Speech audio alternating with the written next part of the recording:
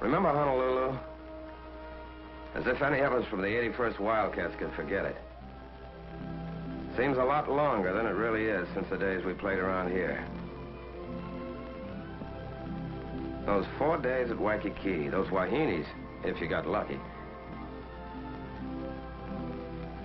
Of course, there were guys who'd rather go swimming. That's us. July 1944. Sleeping in the hot sun after all those rugged months of jungle training. Fat, sassy, and shaved. We thought then we knew all the answers. This came under the heading of morale building.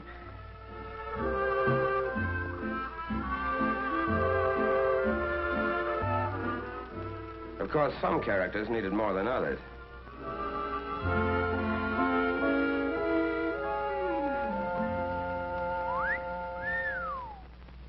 But while we were taking it easy, headquarters was doing its job.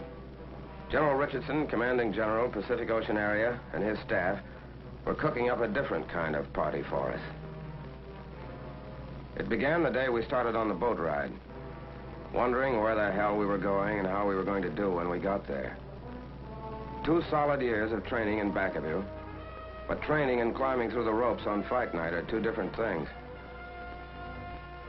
There were more than a couple of guys climbing that gangplank who were giving that subject their private attention.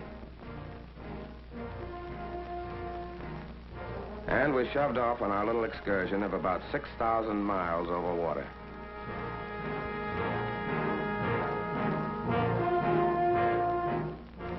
We were going down under. That's all we knew.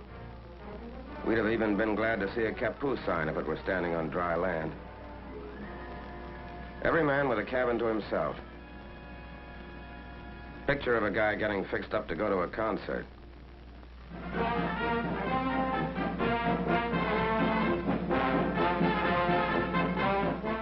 But it never made you stop wondering where you were going.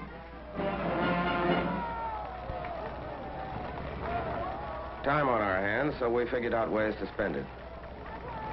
With a few bucks thrown in for a side bet.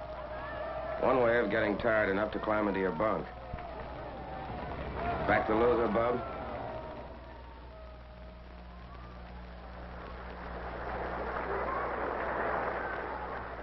On number 3 hatch portside, the admirers of Lower Basin Street chamber music got it their way. Remember Curly Miller? The boy could really go to town.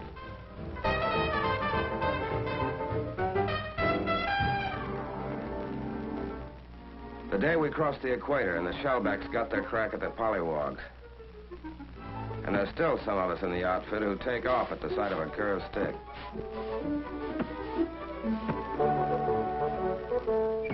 No, brother, that is not beer. Clipped, goosed, slugged, and half drowned, but no beefs. The collar merchants fitted the general for size.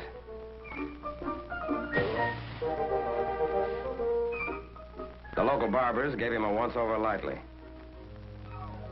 Dental inspection. a rub-down at the club. The treatment's finished and the general's a shellback. When you look back now, you can remember a lot of laughs on that boat ride, but mostly it was just plowing along through that ocean, under that sky tent, and waiting, and watching for Jap subs or carrier planes.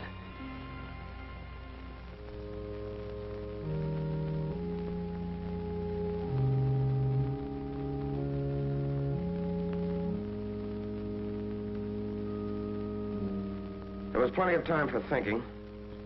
30 days for it. Thinking about a lot of things you remembered. Sometimes about what was ahead. That was a special kind of thinking. And when you looked around, you saw you weren't the only one doing it. Somehow it made you feel a lot closer. It was the end of August when we dropped anchor off Guadalcanal in the Solomon Islands to go ashore for our dry run.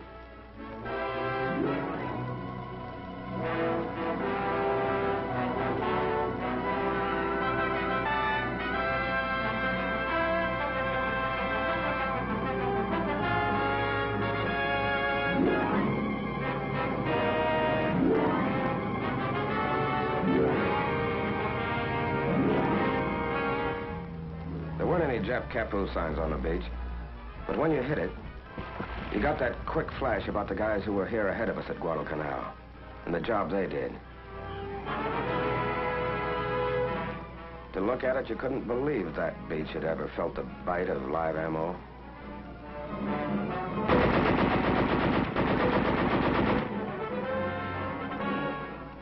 They said we did okay on the canal dry run. When we left the Solomons, we still didn't know where our next stop was, but it was getting closer. And when we got there, somebody was going to be shooting at us. All hands. All hands. Now hear this. The objective of this task force is the Palau Islands, 8 degrees north of the equator and 530 miles east of the Philippines. By occupying these islands, we will complete the sealing off of the important Jap strongholds to the east. Truk, Ponape. We'll help protect General MacArthur's right flank when he strikes against the Philippines. General MacArthur? Back to the Philippines? But what was our job going to be exactly? Angar. That's our job. Southernmost of the Palau group. About 3 square miles of limestone and coral. Japs got a lot of their phosphate here. Okay, what do we do? The 322nd hits Red Beach in the northeast. The 321st will land on Blue Beach. 323rd stands offshore in reserve. General Miller and Admiral Blandy knew that the Japs were expecting us in the south. We were going ashore through the choppy surf under the narrow beaches in the north. Fan out fast until the 2 beachheads joined up, then move down the island. This was finally it.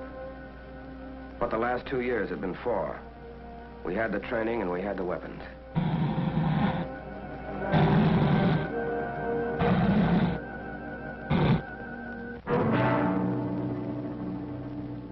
There was Angar. On it, holed up in caves and pillboxes, was a tough Jap regiment with plenty of experience in China back of them. This was our first time. How were we going to do? Remember the morning of September 17th? The carriers opened the show.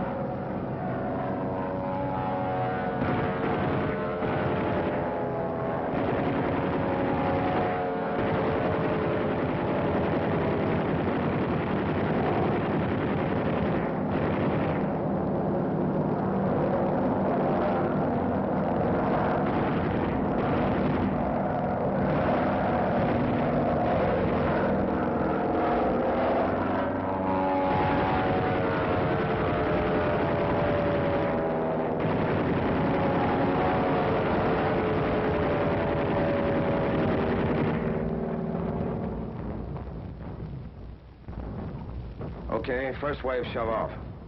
That's us. Let's go.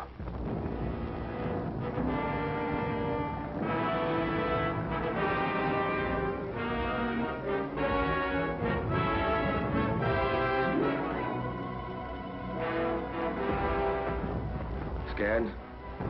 Who wasn't? At least the waiting's over.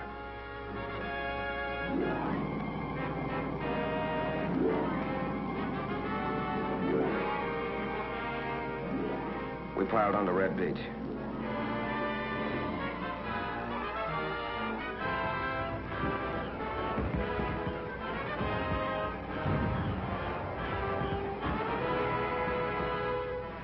Grab it, brother. You'll need it.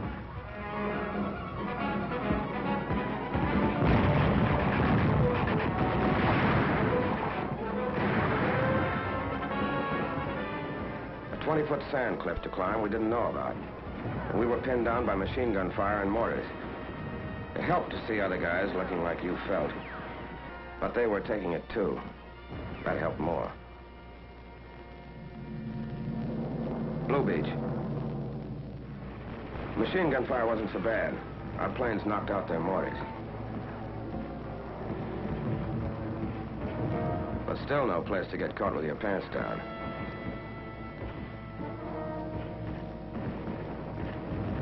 They had no regular defense line. They melted right into the ground. We had to blast or burn every damn last one of them out.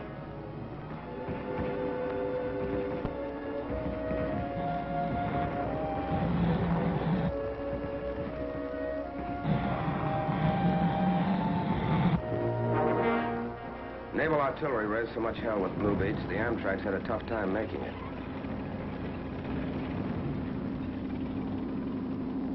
Back at Red Beach, things had got better. We were able to move in off the beach, which was also nicely torn up.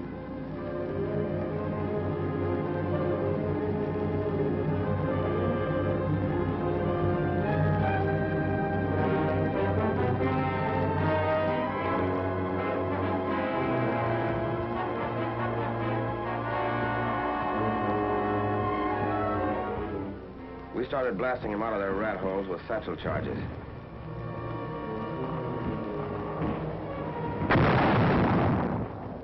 By H+1 hour, we had a combat intelligence center operating. But we couldn't locate anybody for intelligence to talk to. They wouldn't come out alive.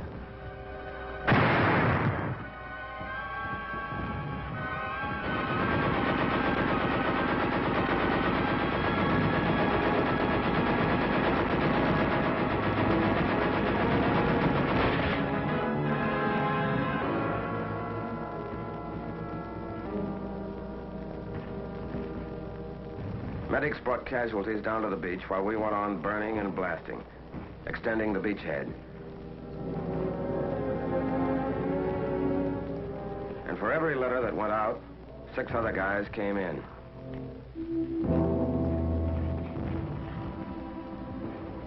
As soon as we had a good toehold, landing craft started delivering in back of us, building up an ammo dump. The Japs were still on high ground to the northwest, with mortars. They hit the dump.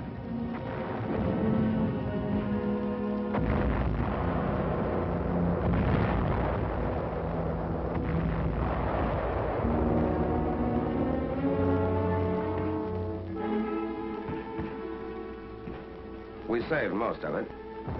But who wants to be a fireman at a time like this?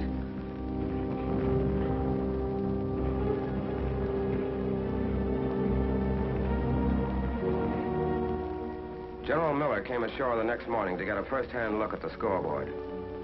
It was no setup. Inland, the Japs were acting tough. We'd had snipers and mortars on us all that first night. Plus, they're trying to infiltrate through the lines for some quiet knife work. That second morning, we were behind schedule.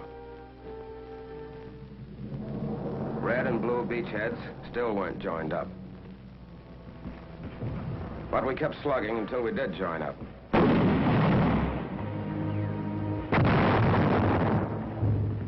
And all the time moving inland. Then we got to Shrine Hill. Remember? Caves 15 feet deep, dug out of solid coral. Entrances barricaded with coconut logs, leaving firing slits only a couple of inches wide.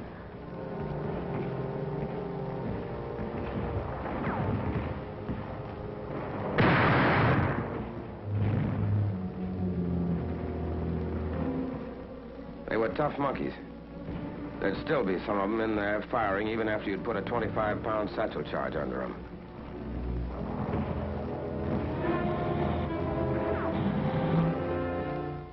Tough, all right, but they could be had. So we took Shrine Hill, one place where they wouldn't pray to their ancestors anymore. Then we got to Saipan Town.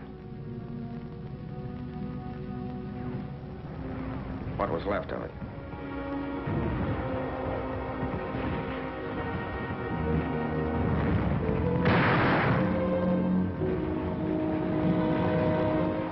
By this time, we'd cooked, blasted, or shot 600 of the little apes.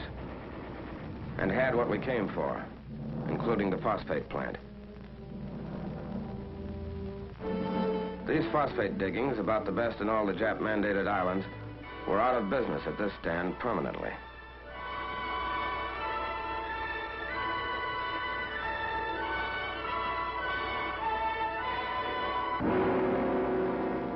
We weren't taking chances.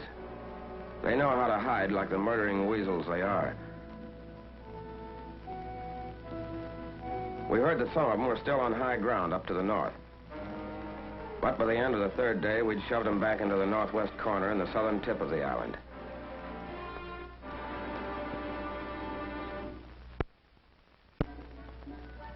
The first chance to let down in 3 days. While you clowned around, there were a couple of things rattling around in the back of your head. These guys you'd been with a couple of years, you realized you hadn't really known them until the morning you hit the beach together. You had a different angle on them now, and wondered if they were thinking about that too.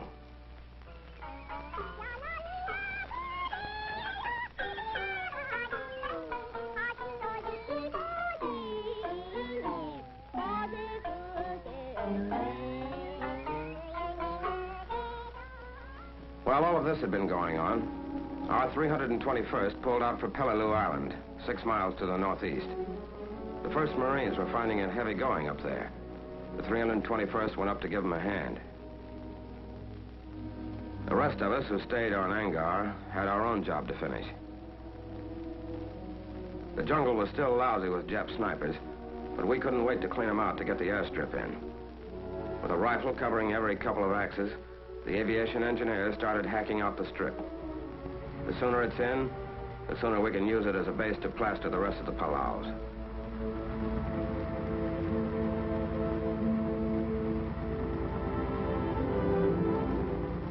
Not quite right for a B-29 yet, but recon planes could start to use it, and did.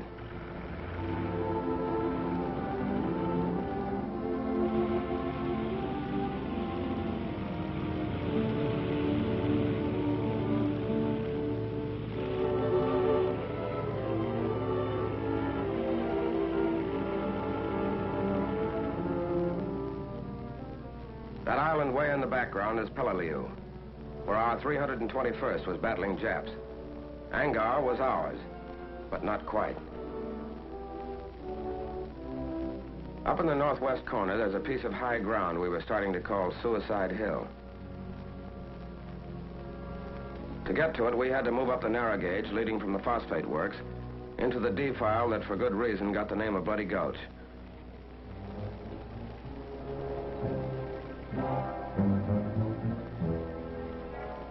There were plenty of Jap machine guns and snipers up there, too.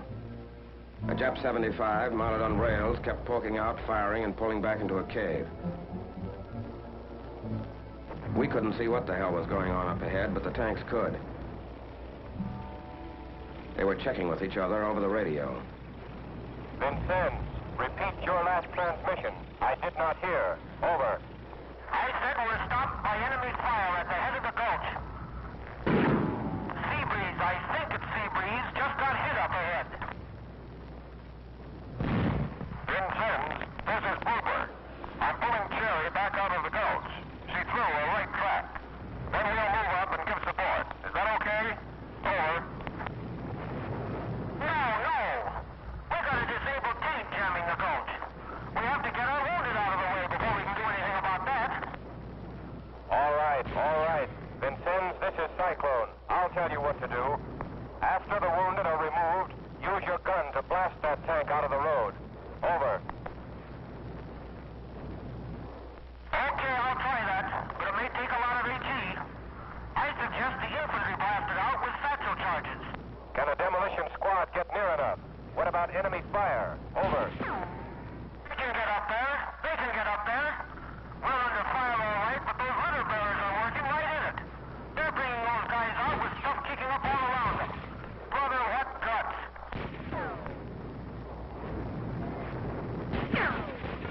right, then. I'll contact infantry. As soon as our wounded are out of the gulch, we'll blast. Will any combat vehicle to the rear speak to me? Come in, please. Over. Okay, Cyclone. This is called contact. Over. I want you to warn all infantry in your vicinity to take cover. Get them off the rails. We're going to blast up ahead. Now, to any combat vehicle near there, pull back out of the way. Acknowledge. Acknowledge. I heard you, Cyclone. This is Rose. I'm right in there, but not too close.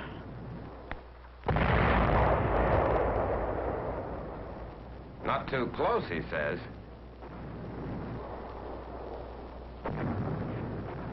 But the way is cleared now for the 2nd Battalion to move through the gulch. We were going to start a little encircling maneuver. So we split up. Some of us went up the rise to the right.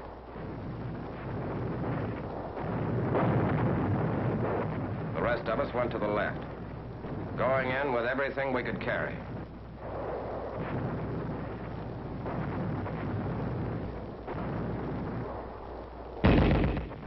Yeah, and everything we could throw. It was going to be Suicide Hill for the Japs now. We had them really holed up now. We called back for mortars and 155s.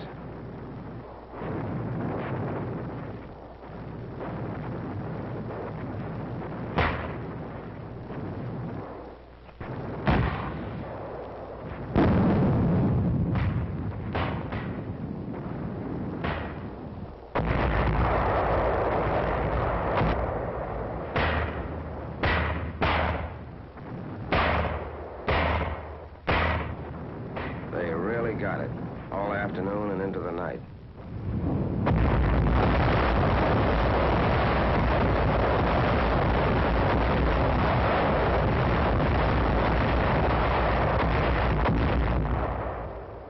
That was the end of all real resistance on Angar, and the end of our first fight.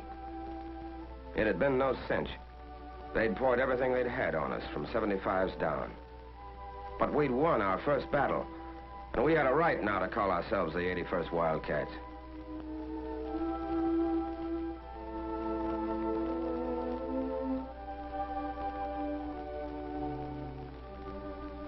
When you watched those guys come out, you realized something you hadn't known. How mad you got when the bastards hit the guy next to you.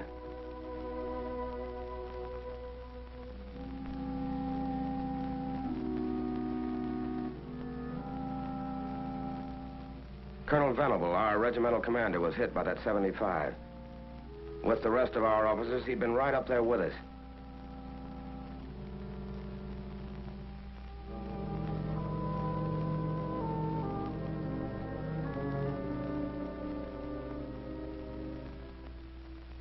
From the top down, the 81st had gone in and come out all right.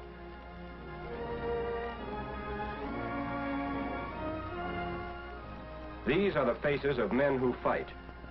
These are the tired faces of men who have seen death. These are the faces of men from your own hometown who carried the flag of America a step nearer to Tokyo. Look at these faces. Here's the boy who sold you gasoline on a Sunday afternoon. Here is an American boy. Looks tired, doesn't he? He is. Here's the boy who came calling on Saturday evening and took your daughter to a movie. Here's the boy that everyone predicted would make All-American when he went to the State University. But he didn't go. These men don't like war. But the enemy must be met and destroyed wherever he can be found. They know that. And so do you. Are you doing everything you can to help them? Are you buying war bonds? Bonds that pay for the weapons with which they fight? Bonds that provide places for them to rest and hospitals in which their wounds may heal? Are you buying war bonds to the limit of your ability to ensure that a strong and worthwhile America will be waiting when these men return?